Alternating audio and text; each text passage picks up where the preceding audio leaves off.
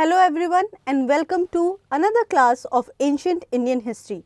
Today we are going to discuss about the trade relation that Harappans had with other part of the world. So let me write the topic.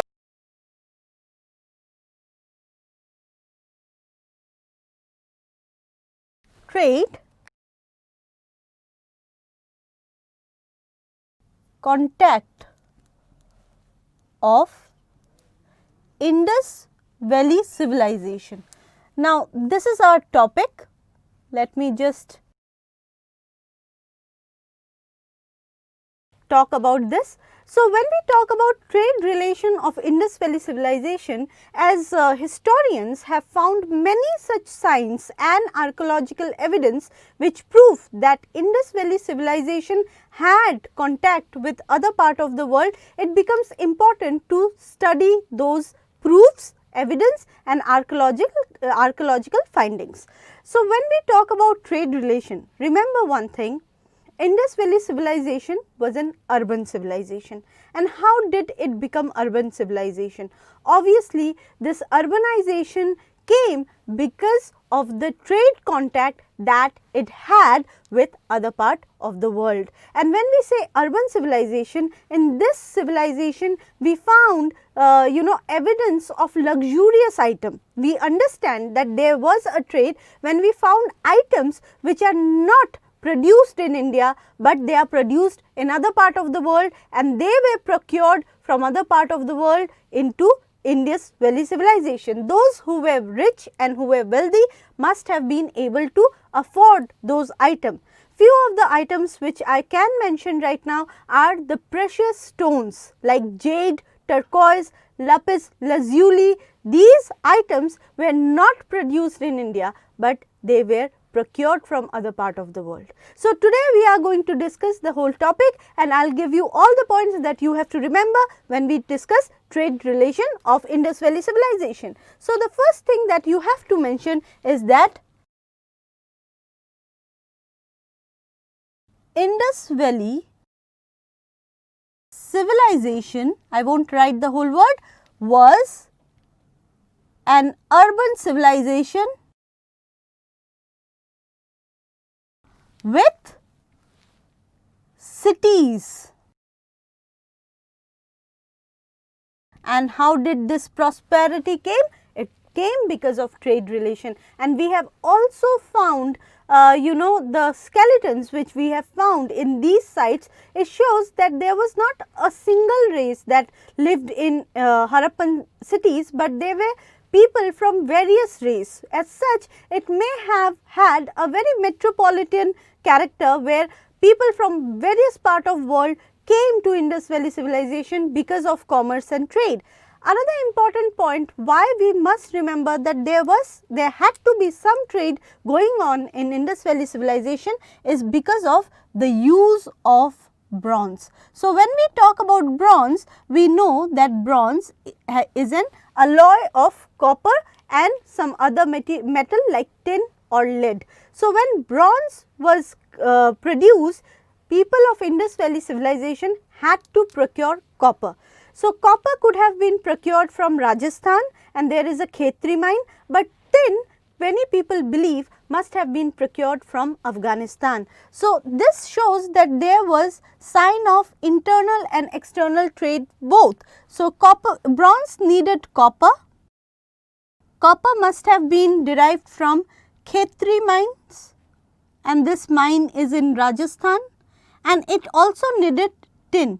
Now, tin must have been brought from Afghanistan. So, what does this show? This show that there were internal trade as well as external trade. There was internal trade as well as external trade, which brings us to our next point, that how did internal trade and external trade took place. So, when we talk about internal trade, we have found models of bullock cart. The terracotta models of bullock cart is a very good example. Terracotta model of bullock cart.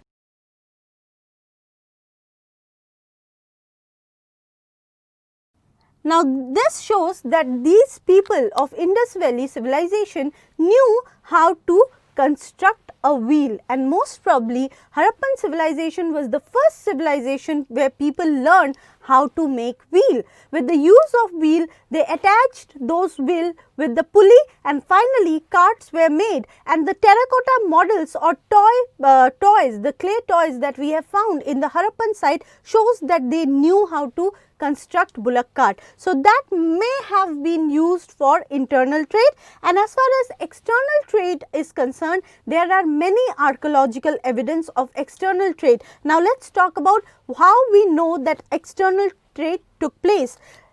Terracotta model of bullock cart have been found. Similarly, we have found terracotta model of ship. This shows that these people knew how to build ship. Other than that, at Lothal, we have also discovered a dockyard.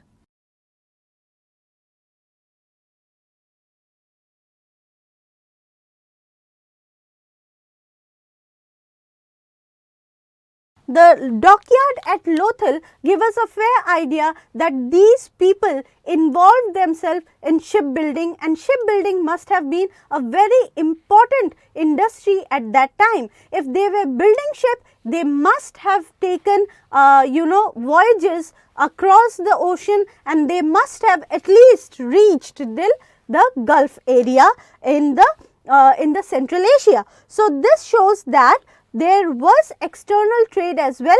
The sea route was taken for external trade to go towards Arabian Sea and then carry on the trade forward. Along with that, we have also found coastal settlements.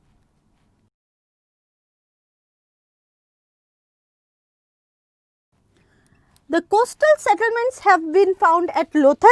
Then there is Balakot, Sutka Gandor.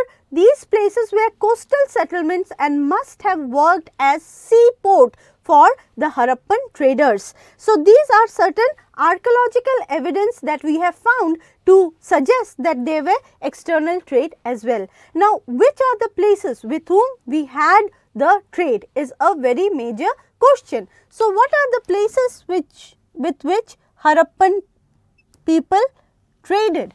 Now, when we talk about trade, we know that they definitely traded with Eastern Iran and Central Asia. How do we know that? The similarity between the ceramic culture. The terracotta pot that we have found in Harappan sites have similar design and motifs which are seen in the sites of Central Asia like Dilmun.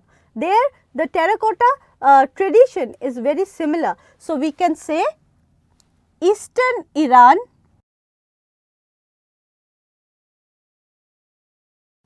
and Central Asia. Why? The reason is similarity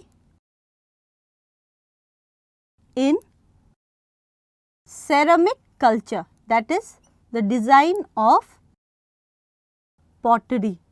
So, this is one reason. Now, what are the other reason? Well, the seals. We have found seal of Indus Valley in Mesopotamia, which suggests that there were trade connection, and if you remember, seals were identity markers. It showed the ownership of the person. So, these seals were placed on the top of the item and then the item was sailed. So, of course, the next place is Mesopotamia. From Mesopotamia, we have found seals and we have found documents which mention a place called Meluha. Now, Meluha has similar geographical location as the Harappan Valley or Indus Valley civilization or Harappan civilization. So, we understand that Mesopotamian people had certain connection with the Indus Valley civilization. Along with that, we have also found Indian cotton in Egypt. So, there must have been trade relation with Egypt as well, and the cotton has been discovered there.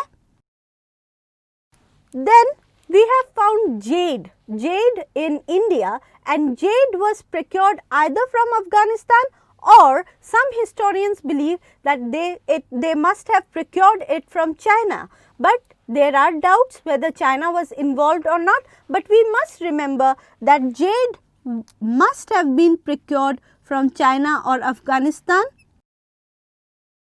Then precious stone like lapis lazuli was obviously procured from Mesopotamia, and then turquoise was procured from Iran. So, these are the places with which Indus Valley civilization had contact. However, one must remember, with Iran and with Central Asia, the contact were direct, whereas with Mesopotamia and Egypt, the contact must have been indirect. It means that the traders may have sailed all the way to the Gulf, and there in the Gulf area in Dilmun, the sites like Dilmun must have acted as a breaking post or the post where traders took rest. From there, the articles were further carried away to Mesopotamia or Egypt by other traders or people who came from Mesopotamia to Dilmun, and Dilmun must have acted as a intermediary coast for the contact. So, this is all about the trade contact of Indus Valley civilization.